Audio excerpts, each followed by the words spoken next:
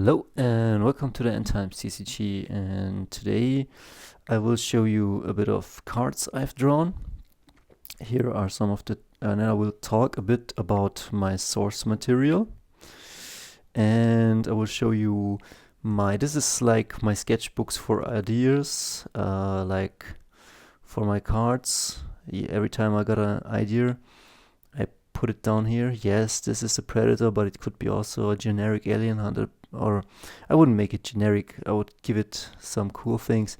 And yes, we have seen T-Rexes and other hunting packs in other games, but other than in Magic the Gathering, the rest what I've seen, they just suck. And then I will show you, I was thinking about the board, how the board would look like. And yes, this is flesh and blood style board, like you can see, but the graveyard is here, like in Magic. And you have here a pretty awesome shotgun, and here you have John Nada. Of course, I cannot use this guy, but yeah.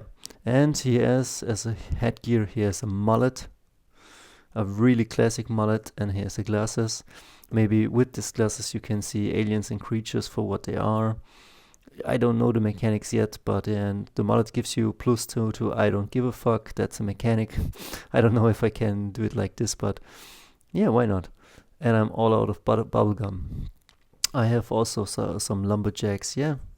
And I have also, we will go into the blade and into the Whistler stuff and body armor and how the vampires can use their weapons.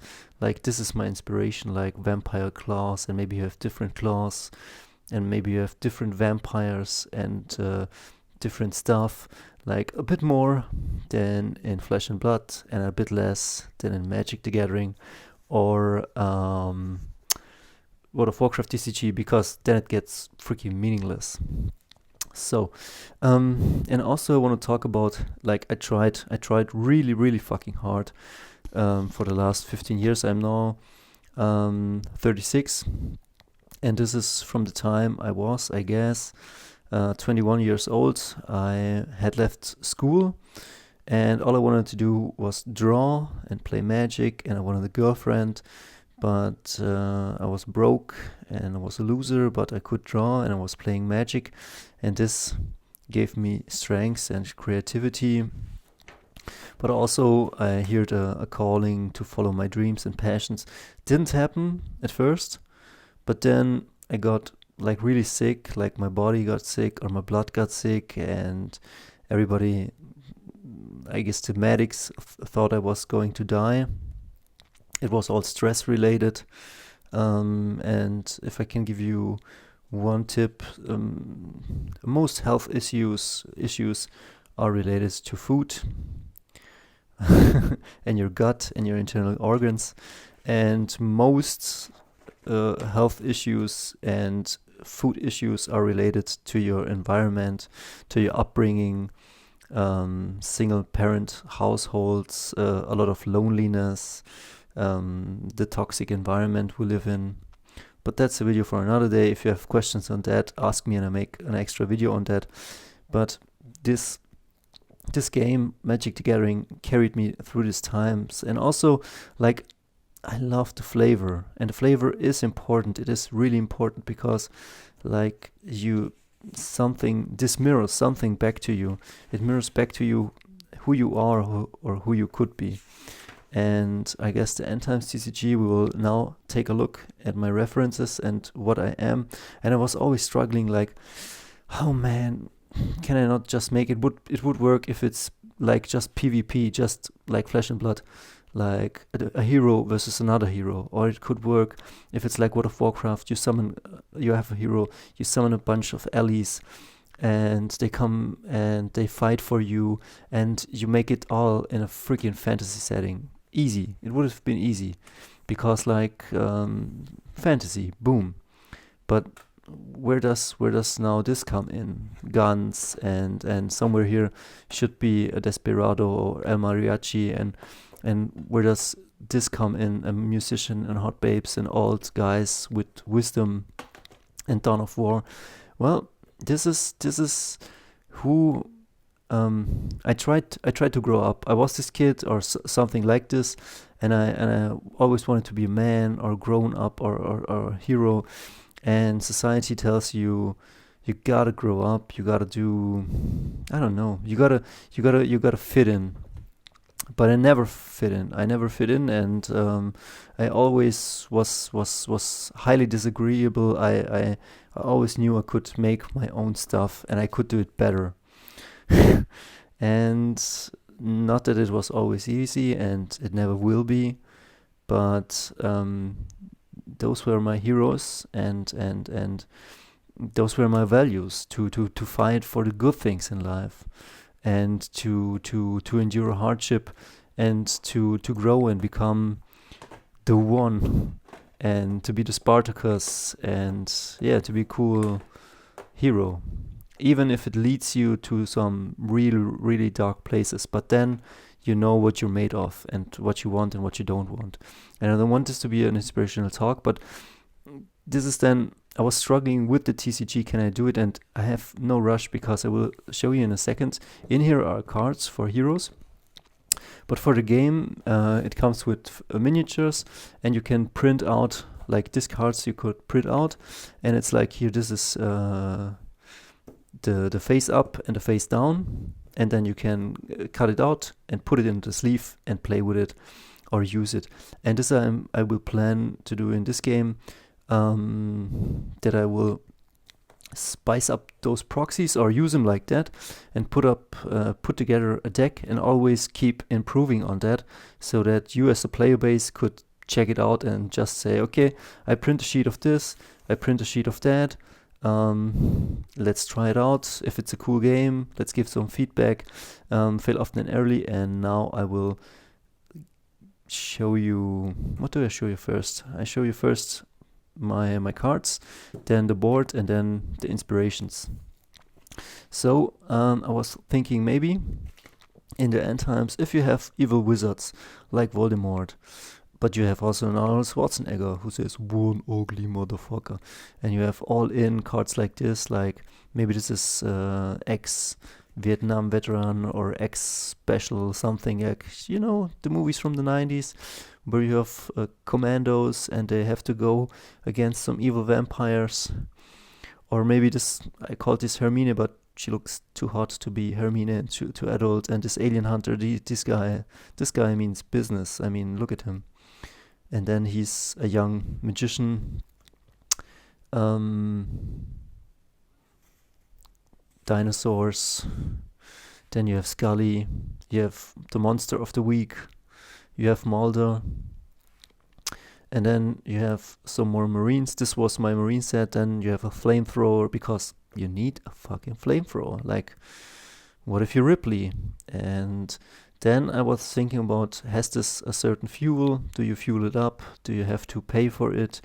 I have to think about this, but yeah. Then I don't know what this is, but it just looked cool. I'll be back.